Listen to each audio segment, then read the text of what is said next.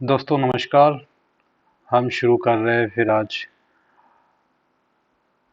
एक बुक जो बाबा साहब अम्बेडकर ने लिखी है। उसका नाम है हु आर द शूद्रास।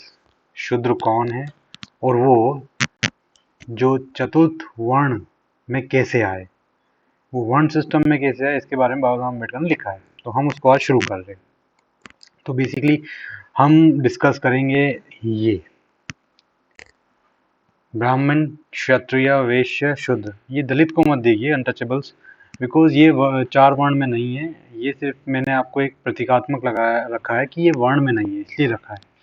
ठीक है। तो अब ये भी बता दूं कि आज की जो सोसाइटी है उसमें क्या स्ट्रक्चर देखिए। जो ब्राह्मण्स है ये जो है ऊपर है सबसे चार वर्णों में। उसके बाद क्षत्रिय है, उसके बाद वैश्य, उसके बाद शूद्र है, और अनटचेबल्स वो है शेड्यूल कास्ट। तो ये तीनों तो आते हैं जनरल कास्ट में, जनरल कैटेगरी में, सामान्य। और जो शूद्राज है वो कहते हैं कि शूद्र जो ओबीसी है, ओबीसी कहते हैं कि नहीं अनटचेबल शूद्र है। तो अनटचेबल्स के लिए कोई प्रावधान नहीं था। Untouchables are like the animals, कि उनको कभी मार देते थे ये लोग। तो अनटचेबल्स के लिए कोई वर्णन नहीं था। They are like not even slave, वो स्लेव की तरह भी नहीं थे। दे आर जस्ट लाइक कि उनको कोई पहचान नहीं दी गई थी किसी भी चार वर्णों में। ठीक है। तो जो सवर्ण है वो ये चार सवर्ण है, ये जो सवर्ण है वो ये चारों है, ये चारों सवर्ण है और ये अवर्ण है। ठीक है। और जो शूद्रा है वो ओबीसी है। ओबीसी मतलब जो जो काम करने वाले, जो मेहनत कर लो, जो जैसे खेती जो होता है या फिर पशुपालन करता है, कुछ भी करता है, he is doing working, physical labour जो करता है वो शूद्रा है बेसिकली।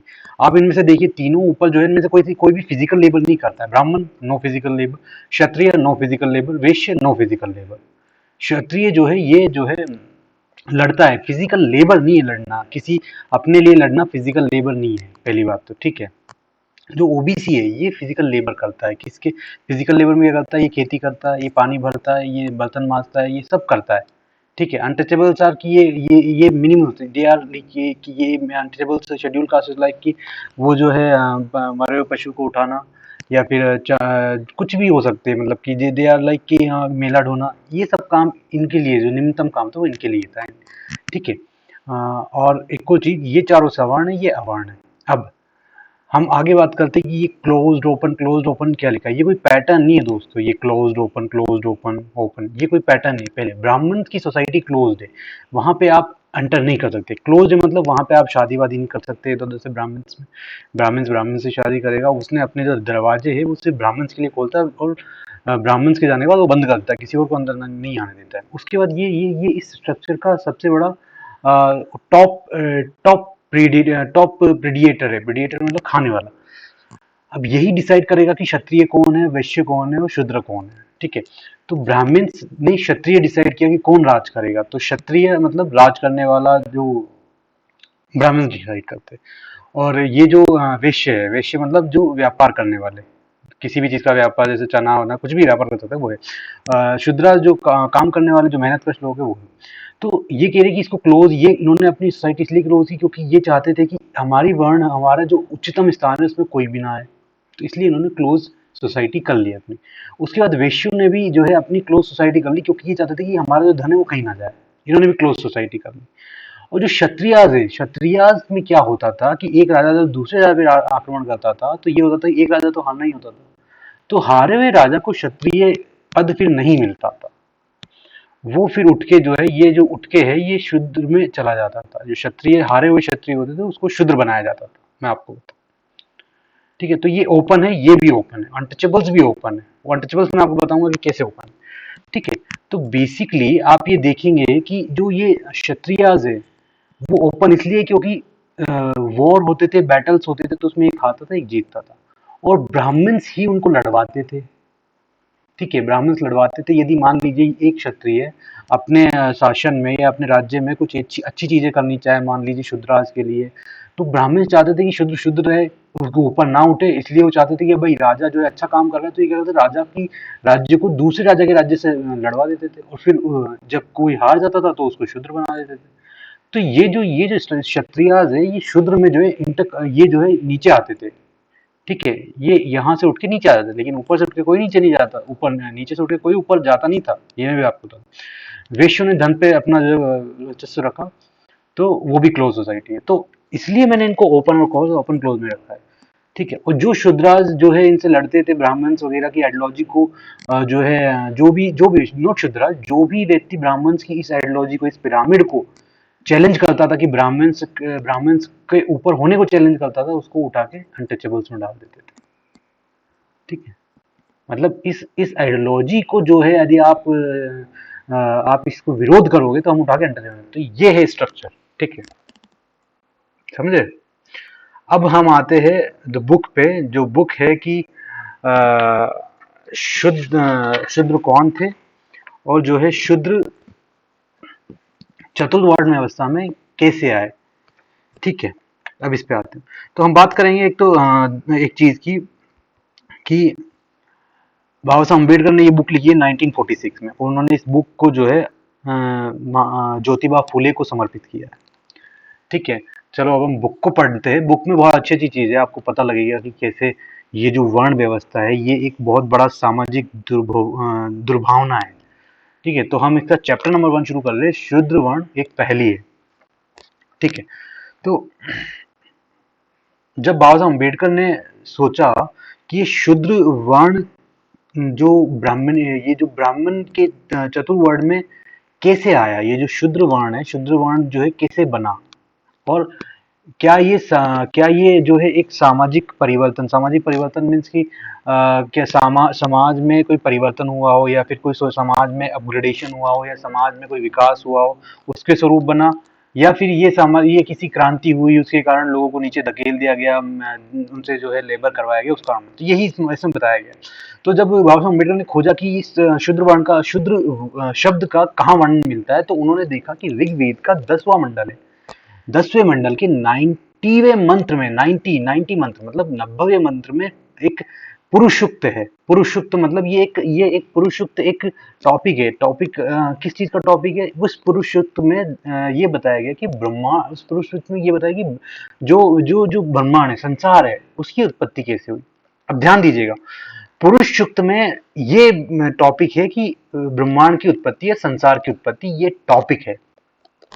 ठीक है, तो ये टॉपिक है पुरुषोक्त का, वो ऋग्वेद में 10वें मंडल में। ठीक है, अब इसमें जो है इस पुरुषोक्त में 16 पॉइंट है टोटल। तो 16 पॉइंट को आप पढ़ लीजिएगा, आपको पढ़ने में जो है ऐसा लगेगा कि ये कैसे अनसाइंटिफिक चीजें बोल रहा है एकदम से। जैसे आप ये पहला पॉइंट पढ़िए, कि पहला पॉइंट पढ़िए, पुरुष के 100 सिर, 100 आंखें, 100 पैर है, संपूर्ण ब्रह्मांड उसके 10 उंगल से ग्रहण किया हुआ है। अब ये आपको एक तो समझने में दिक्कत आएगी कि भाई 100, ये तो समझ में आ जाएगी 100 सिर है, 100 आंखें हो, 100 पैर है, लेकिन ये जो दूसरी संपूर्ण ब्रह्मांड उसके 10 उंगल से ग्रहण किया हुआ है। अब इस चीज का क्या मतलब है यार? 100 पैर है तो उसकी 10 उंगल तो हो नहीं सकती, 10 × 100 मतलब 10 × 100 या 5 जो भी हो, उतनी उंगलियां होगी। फिर वो उसकी बाकी उंगलियां कहाँ रखता होगा? यदि पूरा ब्रह्मांड में 10 ही उंगल पे ग्रहण किया, तो उसने रख लिया है, तो बाकी उंगलियां कहाँ रहती होगी? वो क्या कहाँ खड़ा है? नहीं, it's kind of confusing thing. ठीक है, आप खुद पढ़ लीजिए इसको, कोई आप पढ़ेंगे तो इसमें आपको कंफ्यूजन ही होगा। लेकिन इसमें जो है पूछा क्या गया था, इसमें पूछा गया था कि जो दुनिया है, जो संसार है, उस ब्रह्मांड में उसकी उत्पत्ति कैसे हुई, ये इसका टाइटल है। अब इसमें 11 नंबर और 12 नंबर को पढ़ो। जब देवों ने पुरुष का विभाजन किया, उसे कितने भागों में बांटा, उसका मुख क्या था, उसका बाहु क्या था, उसके पैर क्या थे। 12 में लिखा है, ब्राह्मण उसका मुख, राजन्य, क्षत्रिय बाहु, वैश्य और शूद्र उसके पैरों से उत्पन्न हुए। ठीक है, अब देखो पूछा गया है आपको ब्रह्मांड की उत्पत्ति, दुनिया की उत्पत्ति कैसे हुई, और यहाँ पे आपने बताया है कि ब्राह्मण की उत्पत्ति कैसे हुई, वैश्य की उत्पत्ति कैसे हुई, क्षत्रिय की और शूद्र की। मतलब आपसे पूछा तो गया था कि मानव की उत्पत्ति कैसे हुई, ब्रह्मांड में मानव भी आता है, मानव की उत्पत्ति कैसे हुई, तो आपने मानव को भी वर्गीकरण कर दिया। मतलब आपने मानवों का एक वर्गीकरण कर दिया। आपने अपनी आपको पूछा था कि मानव की उत्पत्ति कैसे हुई, तो उस पूछने का आपने फायदा उठाया, और उस पूछने पे आपने जो है अपने आप को ऊपर बता दिया कि ब्राह्मण जो है मुख से निकला, क्षत्रिय बाहु से निकला, वैश्य पैर से, वैश्य जांग से, और शूद्र पैर से। ठीक, तो ये आपने क्या किया देखो। तो ये जो 11 नंबर 12वां पॉइंट है, ये बड़ा ही मतलब एक ऐसी चीज इन्होंने डाल दी कि मतलब आप पूछ ही रहे थे कि ब्रह्मांड में मानव की उत्पत्ति कैसे हुई, तो मानव तो एक ही जैसा है ना, मतलब इंसान तो एक ही है, लेकिन इंसानों को उसने विभाजित किया किसमें, सेक्शंस में। कौन से सेक्शंस में? ब्राह्मण, क्षत्रिय, शूद्र और वैश्य सेक्शंस में डिवाइड कर दिया। उसने आपकी चीजों को बरगला दिया। आपने पूछा कि मानव कैसे हो, उसने आपको बरगला के आपको नीचा कर दिया, खुद को ऊपर बता दिया। ठीक है, तो ये चीज आपको जो है इसमें बहुत ज्यादा नोटिस करने की है। ठीक है, अब ऐसा है कि जो इस चीज को आप देखिए, ये जो स्ट्रक्चर है, ये ब्राह्मण, क्षत्रिय, वैश्य एंड शूद्र, इसको अभी मत इंक्लूड करिए, दलित और अनटचेबल। तो ये चीज देखिए, इस चीज को आप एक बार नोटिस करिए कि आपने क्वेश्चन क्या पूछा था कि ब्रह्मांड की उत्पत्ति कैसे हुई, मानव कैसे बना। तो इसने मानव कैसे बना ये नहीं बताया, इसने बताया है कि ब्राह्मण कैसे बना, क्षत्रिय कैसे बना, शूद्र कैसे बना और वैश्य कैसे बना। ठीक है, आपका क्वेश्चन था कि ब्रह्मांड या संसार कैसे बना, कि जो दुनिया है वो कैसे बनी और मानव कैसे बना। लेकिन उसने बताया क्या, उसने बताया कि आपका वर्गीकरण, आपका स्थान उसने निश्चित कर दिया कि आप पैरों से उत्पन्न हुए, आप जांग से, आप बाहों से हो, मैं मुख से, मैं मुंह से। ठीक है, तो इस स्ट्रक्चर को आप देखिए, क्लोजली मॉनिटर करिए इसको। ये क्या सिर्फ नाम है क्या, ब्राह्मण, क्षत्रिय, वैश्य, शूद्र? ये सिर्फ क्या एक शब्द मात्र है? ब्राह्मण, ये क्षत्रिय एक शब्द मात्र है? ये वैश्य एक क्या शब्द है सिर्फ? ये शूद्र एक शब्द है क्या सिर्फ? ब्राह्मण एक शब्द के साथ साथ उसको एक अधिकार दे रहा है, क्षत्रिय भी एक शब्द के साथ साथ उसको एक अधिकार दे रहा है, वैश्य को भी एक शब्द के साथ उसको एक अधिकार दे रहा है व्यापार का, यहाँ दे रहा है उसको रक्षा का, मतलब राजा राजा बनने का भी उसको जो है एक वो दे रहा है कि अधिकार दे रहा है। यहाँ ब्राह्मण को वो अधिकार दे रहा है कि आप जो है पूजा, आप जो है लोगों को ज्ञान दीजिए, लोगों को आप जो है लोगों को आप सही रास्ता दिखाइए, मार्गदर्शन कीजिए। खुद का उसने मार्गदर्शन वाला रख लिया है, और उसको बोला राज करो, वैश्य को बोला धंधा करो, शूद्र को बोला तुम जो है सर्वेंट हो, सबॉर्डिनेट सर्वेंट हो, मतलब नौकर हो, वैश्यों का तुम काम करोगे, क्षत्रियों के जो बाकी जैसे आपके खाना बनाना, ये सब जो मिट्टी उठाना, ये आपका पानी भरना, बर्तन मांजना, या फिर ब्राह्मण्स के लिए जो है आप कुटिया उटिया बना दो, ये सब आप काम करोगे। शुद्राज के उसने राइट ले लिए। राइट कैसे ले लिए भाई? शुद्राज को उसने बोल दिया कि तुम नीचे वाले हो, तो आप ये काम कर सकते हो, और आप जो है शूद्रा जो है वो ब्राह्मण नहीं बन सकते, वो क्षत्रिय नहीं बन सकते, वो वैश्य नहीं बन सकते, क्योंकि आपको पैरों से जन्म हुआ है। तो ये सिर्फ एक शब्द मात्र है कि आप खुद सोचिए कि वैश्य, क्षत्रिय, ब्राह्मण और शूद्राज क्या एक शब्द है सिर्फ? क्या ये आपके अधिकारों को किसी किसी को ज्यादा अधिकार देता है और किसी से अधिकार लेने का एक शब्द तो नहीं है ये सारे? ये एक, क्या ये शब्द, क्या ये स्ट्रक्चर समाज में एक ऊंच नीच का भाव का जो जहर है वो पैदा कर रहा है कि नहीं कर रहा है? और इस स्ट्रक्चर ने क्या क्या इस स्ट्रक्चर ने सारे अधिकार ब्राह्मण्स को, सारे अधिकार, और जो सोसाइटी है उसके सारे अधिकार जो है ब्राह्मण्स को नहीं दे दिए क्या? आप खुद देखिए इसमें। और क्या ये शूद्र, वैश्य और क्षत्रिय का ब्राह्मण बनने के ऊपर, ब्राह्मण बनने के लिए मार्ग रोक रहा है कि नहीं रोक रहा है? शूद्र को वैश्य बनने में रोक रहा है, वैश्य को क्षत्रिय बनने में रोक रहा है, क्षत्रिय को ब्राह्मण बनने में रोक रहा है। ठीक है, अब इसमें ये मत सोचिए कि क्षत्रिय फायदे में, अभी क्षत्रिय बताओ, क्षत्रिय भी कैसे नुकसान है वो मैं बताऊंगा, वो वैश्य भी कैसे नुकसान है वो भी बताऊंगा मैं आपको। डज इट रेस्ट्रिक्ट वन, किसी एक की ये किसी की अपॉर्चुनिटी को रेस्ट्रिक्ट कर रहा है कि नहीं कर रहा है? कि ये शूद्रा को लीडर बनने से रोक रहा है कि नहीं रोक रहा है? क्षत्रिय को लीडर बनने से रोक रहा है कि नहीं रोक रहा है? वैश्य को लीडर बनने से रोक रहा है कि नहीं? ये आप खुद देखिए। ठीक है, और क्या आखिरी में ये सोचिए, क्या उसने आपको मिसगाइड नहीं किया? आपने पूछा था कि मानव की उत्पत्ति कैसे हुई और ब्रह्मांड की, संसार की उत्पत्ति कैसे हुई, उसने आपको बता दिया कि जो है आप नीचे हो इसलिए आपकी उत्पत्ति पैर से हुई है। मतलब आपने मानव के बारे में पूछा था, उसने मानव को सामने रख के अपनी आइडियोलॉजी आप पे थोप दी। मतलब आपका सवाल था मानव की उत्पत्ति कैसे, उसने मानव को सामने रख दिया आपकी, देखो ये मानव है, और उसके बाद यहाँ से जो है क्षत्रिय है, इसको मैंने ये अधिकार दिया, वैश्य को ये अधिकार, तो उसने जो है मानव को सहारा लेकर, ये नहीं बताया कि मानव की उत्पत्ति कैसी है, उसने मानव को सहारा लेकर समाज को वर्गों में बांट दिया, समाज को सेक्शंस में बांट दिया कि भाई ये ब्राह्मण से क्षत्रिय वैश्य और शूद्र, और ये सिर्फ नाम नहीं है, ये किसी के अधिकार लेते हैं और किसी को अधिकार देते हैं। ब्राह्मण्स में इसमें सबसे ज्यादा अधिकार है, ये क्षत्रिय को कंट्रोल करते हैं, वैश्य को कंट्रोल करते हैं, शूद्र को कंट्रोल, ये सभी को कंट्रोल करते हैं। ठीक है, समझ रहे हैं। अब हम जो है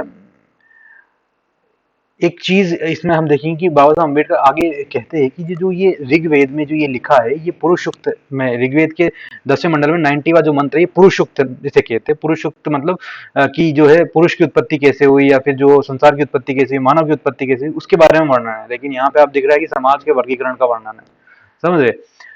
तो अब इसमें बाबा साहब अम्बेडकर कहते हैं कि ऐसा नहीं है कि दूसरे जगहों पर ऐसी चीजें, दूसरे देशों में ऐसी चीजें का वर्णन नहीं मिलता है। ऐसा सेम वर्णन हमको जो है मिस्र के वासियों, मिस्र के जो लोग हैं, उन्होंने भी अपने जो सिद्धांत की दुनिया कैसे उत्पत्ति की थी, उसमें भी ऐसा ही एक मॉडल रखा है।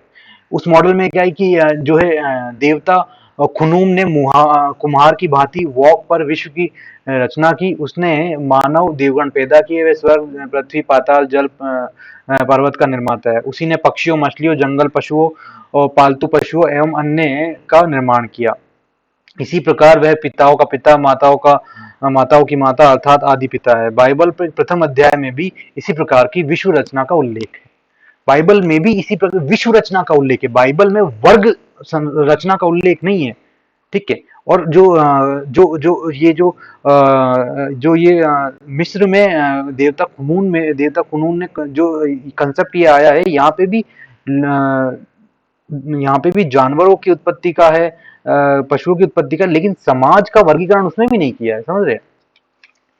तो ये जो 11 नंबर और 12 नंबर मैंने आपको भी दिखाया ऊपर, ये जो 11 नंबर 12 नंबर है, इसको सिर्फ ये मत मानिए कि ये इसमें अपवाद है, अपवाद नहीं है।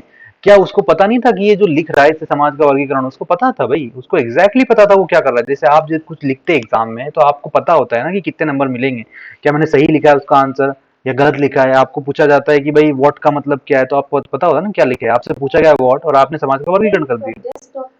ठीक है, तो आप जो है ये मत सोचिए कि जो आपका आंसर दिया है वो उसको पता नहीं है कि उसने आंसर क्या दिया है। उसको पता है कि वो समाज का वर्गीकरण कर रहा है। ठीक है, तो ये कहना कि भाई उसने ऐसे उसने जो है उसको उसने एक बस एक फिलॉसफी या कल्पना की थी, उसकी कल्पना नहीं थी, ये उसकी आइडियोलॉजी थी। उसको क्लियरली पता था कि मैं जो है अपने आप को ऊपर रखने के लिए मुझे जो ये स्ट्रक्चर बनाना ही पड़ेगा। ठीक है, तो इसके अंदर ये पूरा भाव था, इसलिए उसने वो उसको लिख दिया। ठीक है, तो हम लोग ये सोचते हैं कि ये जो ऋग्वेद है कि जिस ब्राह्मण ने लिखा वो उसकी उसकी कल्पना के लिए, उसकी कल्पना उसने ऐसे समाज की कल्पना की थी इसलिए उसने ऐसा लिख दिया। और जो ये ब्राह्मण से वो इस चीज को बस पूजते हैं प्रतीकात्मक रूप में, ऐसा नहीं है भाई। ऐसा बिल्कुल नहीं है। आप ये सोचते हो तो आप एकदम एक नंबर के मूर्ख इंसान हो, ऐसा नहीं है। वो जो ब्राह्मण थे वो इस सामाजिक व्यवस्था को अपने जीवन का आधार मानते हैं। जैसे हम बहुजन कॉन्स्टिट्यूशन ऑफ इंडिया को, बहुजन बहुजन जो कॉन्स्टिट्यूशन ऑफ इंडिया को क्या मानते हैं, हमारा सबसे बड़ी पवित्र किताब मानते हैं। हम क्यों मानते हैं? क्योंकि उसमें हमारे राइट दिए हुए हैं, उसमें जो है समाज को आगे बढ़ने के लिए दिशा दिखाई गई है, इसलिए मानते। उसी तरह से ये जो ये स्ट्रक्चर है ब्राह्मण, क्षत्रिय, वैश्य, शूद्र, ये एक स्ट्रक्चर ब्राह्मणों को ज्यादा अधिकार देता है सभी के मुकाबले। इसलिए वो ऋग्वेद में इस पुरुषत्व को जो है सिर्फ एक कल्पना नहीं मानते, वो इसे समाज की आधारशिला मानते और वो चाहते हैं कि समाज में सबसे ज्यादा अधिकार उनके पास रहे। इसके लिए वो लड़ते भी है और इसी को स्थापित करने के लिए उन्होंने जो है लड़ाई की है। ठीक है, तो आप इस भ्रांति में ना ले कि वो एक बस कल्पना, नहीं, ये कोई कल्पना बात नहीं है। ठीक है, तो अब ठीक है, तो अब हम आगे देखते हैं कि ये जो है पहली बार ये जो ऐसी संरचना है, ये जब आर्यंस आए तो उन्होंने इस समाज को इसमें ढाला और किसी ने आवाज नहीं उठाई। मतलब किसी ने आवाज नहीं उठाई, किसी को नीचे रखा, किसी को जनता ने आवाज नहीं उठाई। जैसे जनता आज आवाज नहीं उठा रही हिंदूज के नाम, हिंदुत्व के नाम पे जो है लोगों को मार दिया जा रहा है, किसी की दुकानें लूट ली जा रही है, किसी का जो है कुछ भी, मतलब हिंदुत्व के नाम पे आप कुछ भी करिए, आपको जो है सरकार एकदम पनाह देगी उसी तरह। ठीक है, तो उसी तरह ये जो ऋग्वेद में लिखा गया है उसको बस पहले तो कहा गया कवि मात्र की कल्पना है, कवि की कल्पना ऐसा समाज। लेकिन वही नहीं रुका गया, उसके बाद उस कल्पना को समाज को उस कल्पना को समाज के हिस्सों में उतारा गया। कैसे उतारा गया? किसी को नीचा बताया, किसी को ऊपर बताया, तो ऊपर वाला उसको नीचा दिखाने के लिए ब्राह्मणों का सपोर्ट किया। ऐसे ही धीरे धीरे ग्रेजुअली सबको किया गया। ठीक है, अब हम बात करते हैं कि भाई सबसे पहले इनसे टकराए कौन? इनसे टकराए जो हमारे गौतम बुद्ध थे, उन्होंने इनके खिलाफ सबसे पहली जो है आवाज खड़ी की, और उसके बाद जो है उनके जाने के उन्होंने बहुत आवाज खड़ी की, और काफी वो जो है उसको आगे तक लेके गए। बौद्ध धर्म की उन्होंने स्थापना भी की। लेकिन जो है बौद्ध धर्म जो है बौद्ध धर्म भी पैरेलली चला, और ये भी चला साथ में, जो ये मॉडल है इनका ये भी चला।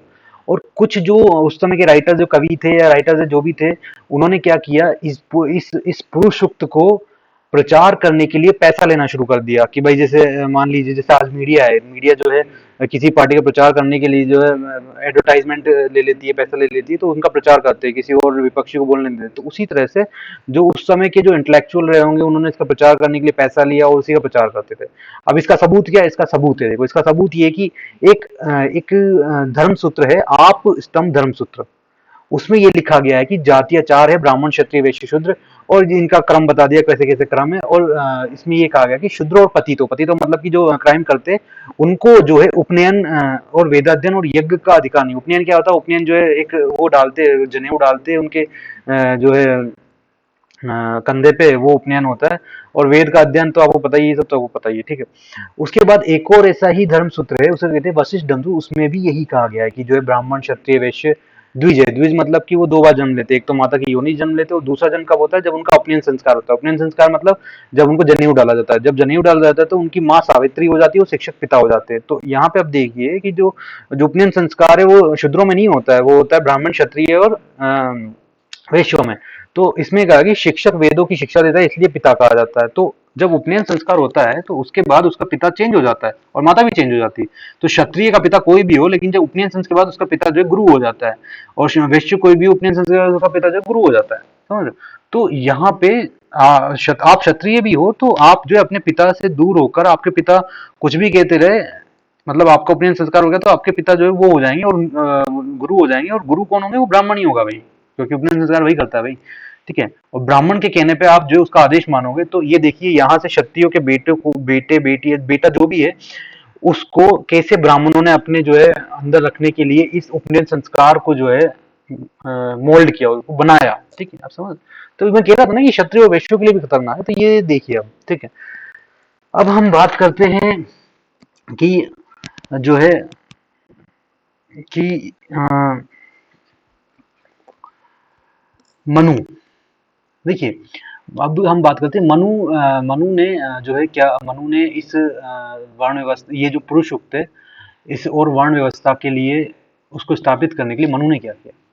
देखो, चातुर्वर्ण व्यवस्था का विरोध सबने सबने सबने जो है विरोध किया उस समय गौतम बुद्ध के साथ। लेकिन जो है उस गौतम बुद्ध के जाने के बाद कुछ लोग उनसे जो है, कुछ राइटर्स वगैरह ने पैसा लेके इसी पुरुषत्व का प्रचार प्रसार किया। इस कारण से ये जो है पैरेलल चलती आई, बौद्ध धर्म और ये दोनों पैरेलल चलते हैं। अब उसमें मनु ने क्या किया? मनु ने एक तो जो है इस पुरुष सूक्त तो उसने कायम किया ही, उसने पुरुष सूक्त का तो प्रचार किया ही। उसके बाद उसने एक स्टेप आगे बढ़ा और उसने ये कहा कि संसार की वृद्धि के लिए ईश्वर ने, ये भी ध्यान से पढ़िए, संसार की वृद्धि के लिए ईश्वर ने, वहां क्या लिखा था हमारे जो पॉइंट नंबर 12 था, उसमें लिखा था कि भाई ब्राह्मण जो है वो मुख से हुआ, पुरुष को काटा गया तो ब्राह्मण मुख से हुआ, और वैश्य अपने जांग से हुआ, और जो क्षत्रिय बाहु से हुआ। वहां पुरुष का लिखा था, यहाँ पे मनु ने लिखा संसार की वृद्धि के लिए ईश्वर ने। यहाँ पे ईश्वर आ गया, ईश्वर। वहां पुरुष था, जो हमने पॉइंट नंबर 12 पढ़ा वो पुरुष था। ईश्वर ने अपने मुख से ब्राह्मण क्षत्रिय और बाहों से इसका और शूद्र को पैदा किया। ठीक है, तो यहाँ पे उसने इस मॉडल को, जो ये हमारा एक मॉडल था, ये मॉडल, इस मॉडल को उसने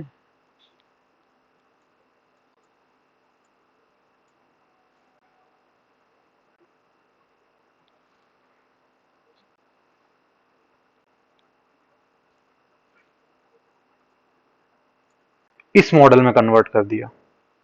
समझ रहे हो? This model has been converted to this model.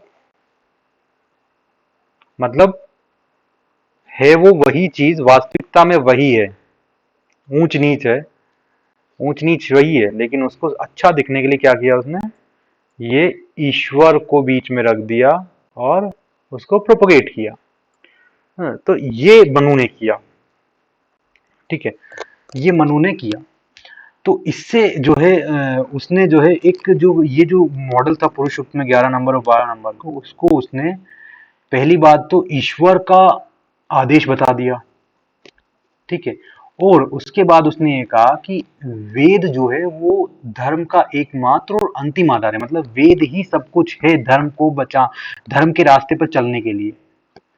पहले तो उसने जो है अपने ईश्वर का आदेश बताकर अपने जो मॉडल है उसको सोफेस्टिकेटेड कर लिया, मतलब ये ऊंच नीच ना दिखे इस तरह की, इसलिए उसने इसको सोफेस्टिकेट करने के लिए ये कर दिया। दूसरी चीज उसने क्या कहा कि भाई जो जो समाज किस रास्ते पे चले, समाज को क्या करना चाहिए, समाज के लोगों को किस तरह बिहेव करना चाहिए, वो वेदों में लिखा हुआ, ठीक है। तो उसने जो ये मॉडल है उसको एक ईश्वर का आदेश बता दिया और उसको पवित्र बताया, फिर ईश्वर का आदेश बताया, फिर उसको पवित्र बताया, ठीक है। और फिर जो है कहा कि ये वेद भगवान के द्वारा लिखे गए, और वेद ओनली पाथ है, वेद ओनली पाथ है जिससे जो है आप समाज को आगे ले जा सकते हैं, ठीक है। तो ये कहा, ये किया गया, ठीक है। अब हम आगे बात करते हैं कि ये लोग बोलते हैं कि जो पुरुष युक्त है वो एक अपूर्व है और अनूठा है। अपूर्व मतलब जो पहले कभी कहीं नहीं हुआ, और अनूठा मतलब आपको पता ही है अनूठा क्या होता है, विचित्र। पुरुषोक्त, ये पुरुषोक्त यही है जो ये हमारा ये क्या है, ये लिखा है ना, ये 12 पॉइंट, सॉरी 16 पॉइंट जो लिखे हैं वही पुरुषोक्त है। ये जो 16 पॉइंट लिखे हैं, ये जो 10वें मंडल में 90वें मंत्र पुरुषोक्त है, ठीक है। तो इनको इसने कहा कि भाई ये एक अपूर्व है और जो है एकदम अनूठा है। अब देखो ये जो ऋग्वेद में ये जो लिखे गए थे 11-12 नंबर का पॉइंट, ये जब लिखा गया था जब जो इंसान था वो मतलब इतना ज्यादा एडवांस नहीं था जैसे आज है कि भाई खबर ये मिल जा रही है कल की है। तो उस वक्त क्या था कि बहुत ही कम उसकी दूरदृष्टिता थी कि मतलब समाज को कैसे आगे बढ़ाना। वो खाने पीने पे ध्यान देता था, बस सुबह का खाना मिल जाए, शाम का खाना मिल जाए और वो उसको छत मिल जाए, बस इतना ही ध्यान देता था। तो जो किया जा रहा था समाज में जिस तरह, तो वो उसके प्रति सजग नहीं था कि उसके बच्चे किस आगे वाले, यदि यही मॉडल चलता रहा तो उसके बच्चों को एक गुलामी मिल रही है, उसको इसकी बात की परवाह नहीं थी, क्योंकि वो इतना दूरदृष्टिता नहीं था, उतना उसको जो है उसको जो है ये नहीं पता था कि जो जो संरचना की जा रही है वो उसकी उसके उसके नुकसान के लिए की जा रही है। उसको बिल्कुल इससे मतलब नहीं था, वो खाता था और सोता था, या फिर थोड़ा काम करके कमाता था उससे खा लेता था, ठीक है। अब एक और चीज है कि ये जो ऋग्वेद में वो 10वें मंडल में 90वां श्लोक लिखा, उसमें कहा गया कि दुनिया की उत्पत्ति, मानव की उत्पत्ति कैसे हुई। उसमें ये बता दिया, उसमें ये नहीं बताया कि मानव की उत्पत्ति कैसे हुई, उसमें मानव में ब्राह्मणों की उत्पत्ति, वैश्यों की उत्पत्ति, शूद्रों की उत्पत्ति कैसे हुई ये बता दिया, लेकिन मानव की उत्पत्ति नहीं बताया। अब दूसरी चीज ये कि जब हमने दोबारा इसको ऋग्वेद में हमने पढ़ा तो उसमें दिखा कि जो जो ऋग्वेद है, ऋग्वेद में जब हम एक बार प्रकाश डालेंगे तो उसमें हमें दिखेगा कि और भी जगह है जहां पे मानव उत्पत्ति की बात की गई है, ठीक है, वहां पे मानव उत्पत्ति की बात की गई है। हाँ, तो अब वो कहाँ जगह, वो अभी देखते हैं हम कहाँ जगह, ठीक है।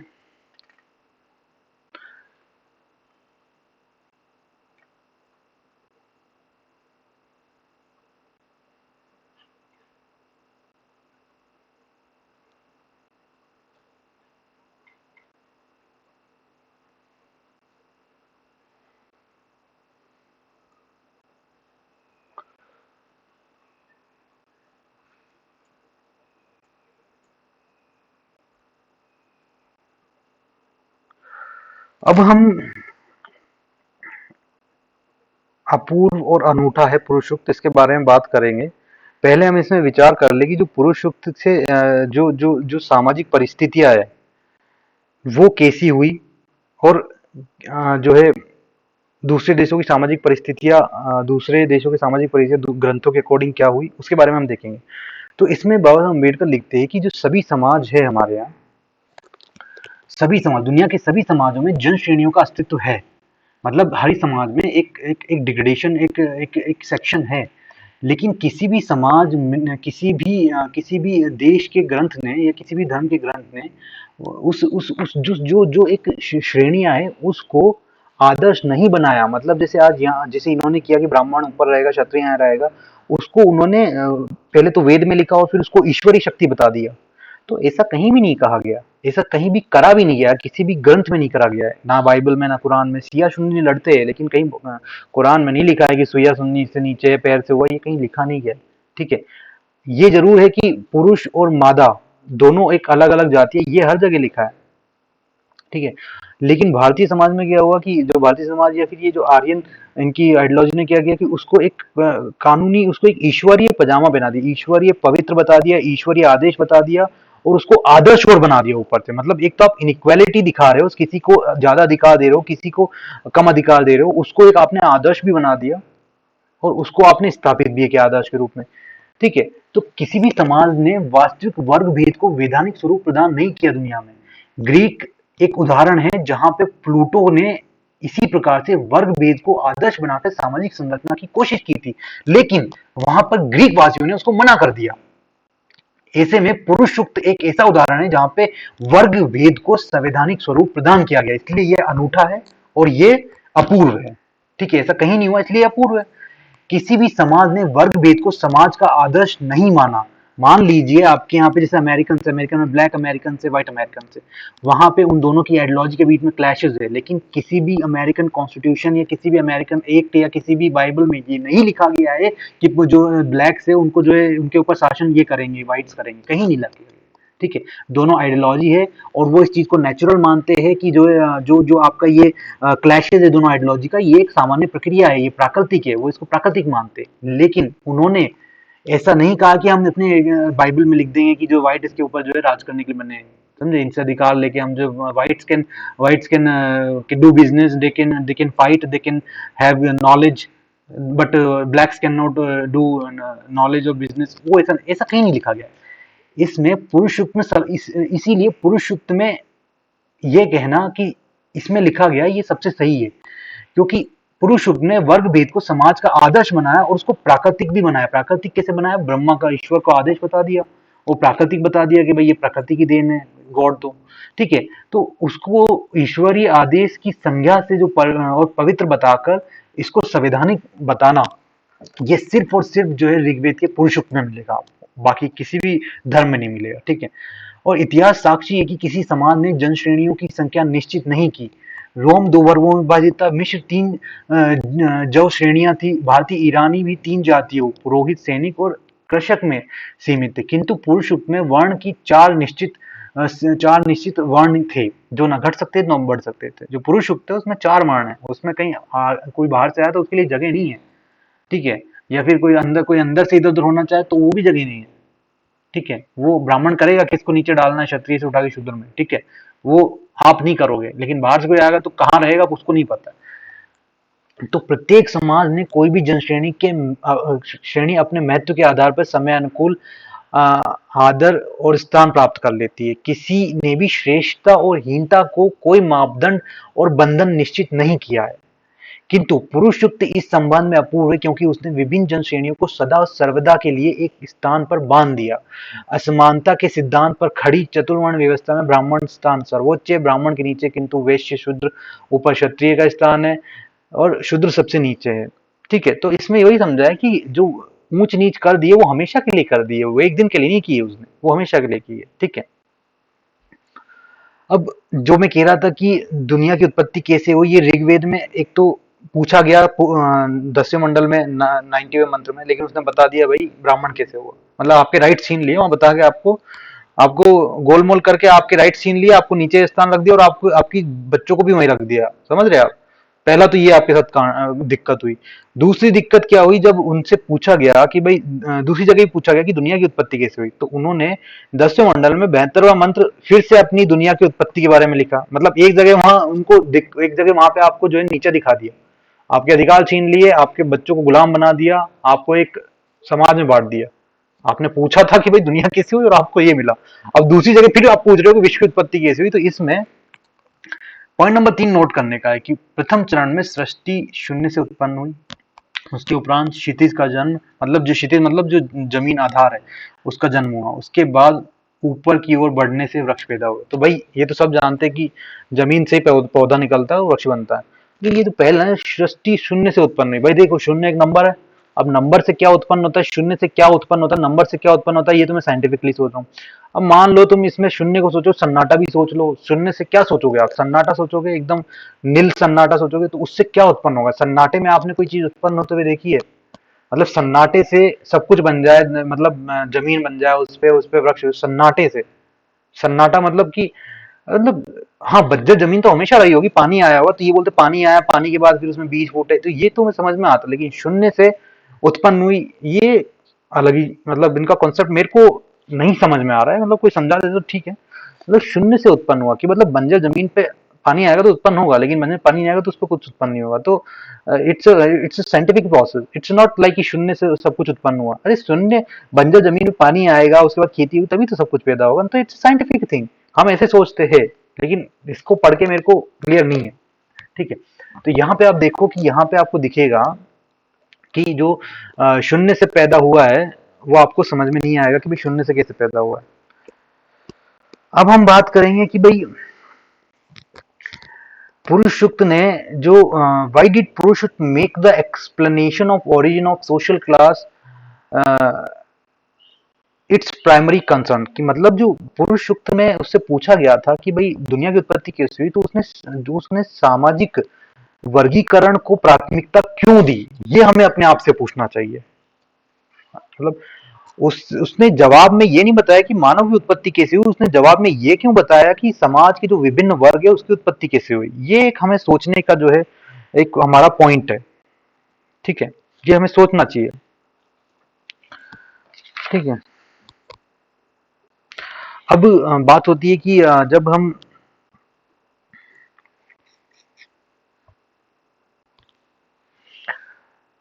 जो आर्यंस है, जो आर्यंस है उनको अपनी उत्पत्ति के बारे में पता है कि नहीं पता, मतलब अपने जीवन, उनका जीवन कैसे हुआ, उनको उनके बारे में पता है कि नहीं पता है। तो ऋग्वेद में ये लिखा गया है कि जो आर्यंस है उनको अच्छे से पता है कि उनका जन्म कैसे हुआ, उनको अच्छे से पता है। समझ रहे हो? तो अब आप कहेंगे उनको कैसे पता है, उनका ये एकदम मानना है कि उनके पिता मनु थे और मनु के पिता ब्रह्मा थे। और ये बात उन्होंने ऋग्वेद में भी एक मत से स्वीकारी है कि जो है हमारे पिता मनु है और उनके मनु के पिता ब्रह्मा है। ठीक है, ये बात उन्होंने स्वीकारी है, एकदम स्वीकारी है, इसमें कोई दो मत नहीं है।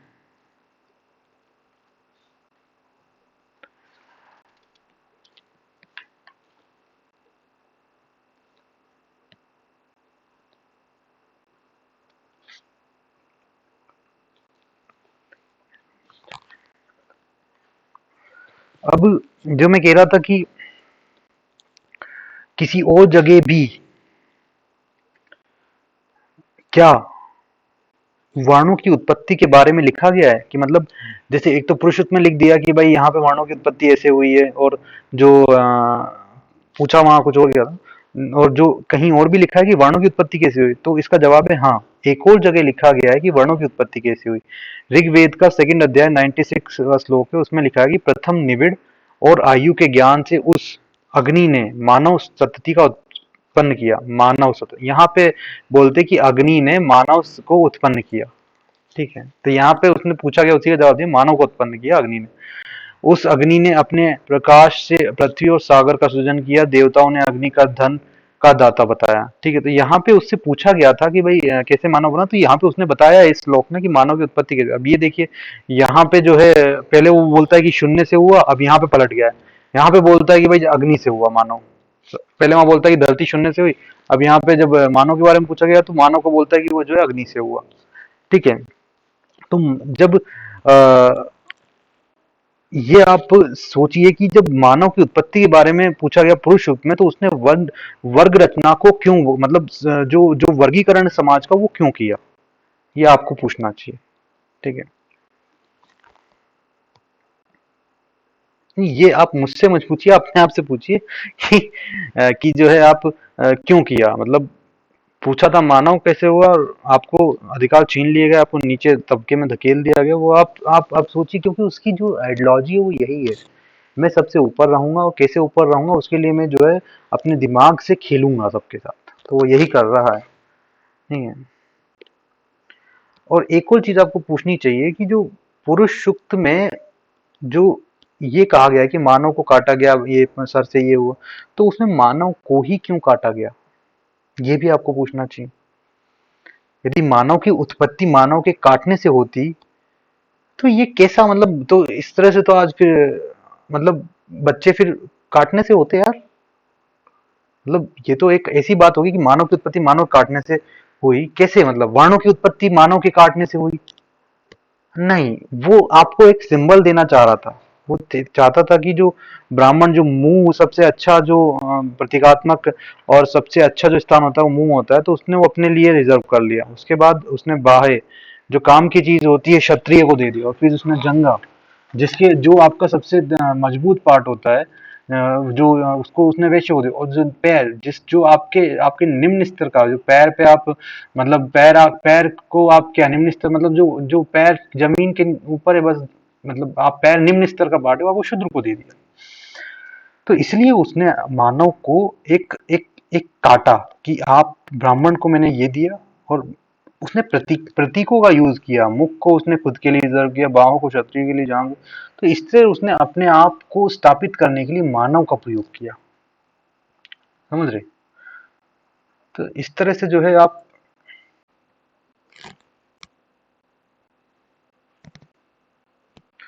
अब दोस्तों हम आते हैं कि क्या जो वर्गों और वर्णों की उत्पत्ति एक ही जगह की गई है कि पुरुष युक्त में, नहीं, यहाँ पे हमें मिलेगा ऋग्वेद में कि जो जो ऋग्वेद में ये भी मिलेगा कि पुरोहितों के जो पुरोहित है उसमें भी डिफरेंट डिफरेंट वर्ग है, उनकी उत्पत्ति के बारे में भी हमें जानने को मिलेगा। ठीक है। तो आप ये सोचते हैं कि वर्णों की उत्पत्ति विभिन्न अंगों से सिर्फ पुरुष सूक्त में है, ऐसा नहीं है। पुरोहितों के जो डिफरेंट डिफरेंट वर्ण है, उनकी उत्पत्ति का वर्णन भी ऋग्वेद में लिखा गया है। लेकिन पुरुष सूक्त में जब वर्गों का डिफरेंशिएशन किया, तो उसमें उसमें किए गए कॉन्सेप्ट का यूज, और जब पुरोहितों को डिफरेंट वर्गों में बांटा जाना था उसमें किए गए कॉन्सेप्ट के यूज में जमीन आसमान का अंतर है, समझ रहे हैं। यज्ञ में बहुत से पुरोहितों की श्रेणियां थी, 17 पुरोहितों की श्रेणियां थी। यदि कोई रचनाकार किसी पुरोहित की उत्पत्ति विधाता के एक अलग अंग से बताने का प्रयास करता, तो उसके लिए संभव न होता कि किसी पुरोहित की उत्पत्ति पुरुष के पैरों से न जोड़ता, क्योंकि पुरोहितों के वर्णों की संख्या पुरुष के अंगों से अधिक है। ठीक है। तो जो जो उसने विधाता के एक ही अंग से पुरोहितों के अनेक वर्णों की उत्पत्ति दर्शाने में उसने बिल्कुल भी हिचक नहीं दिखाई। उसने ये कहा कि विधाताओं जो है उसके एक ही अंग से डिफरेंट वर्गों के पुरोहितों का श्रेणियां बनी है। लेकिन जैसे ही बात आई कि कॉमन पीपल्स पे, जो मेहनत कश लोग हैं, उन पे बात आई, तो उन्होंने आपको पैरों का स्थान दिया। मतलब समझ रहे, उसकी दोगलाहट आप देख रहे। जब पुरोहितों की बात आई तो उसने जो है एक ही स्थान से, एक ही परमाणु के एक ही स्थान से उसने जो है उसको 17 श्रेणियां में बांट दिया पुरोहितों को। लेकिन जैसे ही बात आपके मेहनतकश लोग, जो गुर्जर समाज, मराठा है, ये सब जो समाज है, या फिर जो यादव है, उनकी बात है, तो उनको जो है उन्होंने क्या स्थान दिया, नीचे वाला। ठीक है। तो ये डिफरेंट डिफरेंट जो कॉन्सेप्ट यूज किए उसने, इसमें आपको सोचना चाहिए ये क्या किया, आप हमारे लिए भी तो कर सकते थे। अच्छा, और उसके बाद उन्होंने जो है इस चीज का दुष्प्रचार भी किया शूद्रों के लिए कि आप जो पैरों से उत्पन्न हो। तो ये एक द्वेष का कारण बना, उसके कारण उनको मार्जिन मार्जिन सेक्शन पे धकेल दिया गया, समझ रहे हैं? तो किसी की उत्पत्ति पैर से बताना और फिर ये कहना कि जो है मतलब उसको जो है संपत्ति से दूर, तो ये इस तरह की संरचना पहले भी चली आई है इनके द्वारा। इसमें कोई अलग चीज नहीं जो आज ये कर रहे हैं कि भाई मुस्लिम्स के साथ कि भाई इनको जो है ये बताते हैं कि ये यहाँ के नहीं है, और जो है उनको आतंकवाद कुछ भी बताते हैं। आतंकवादी भाई आतंकवादी ये तो 15 करोड़ आतंकवादी भारत या कहीं भी घूम रहे, तो भारत आता रह जाता क्या?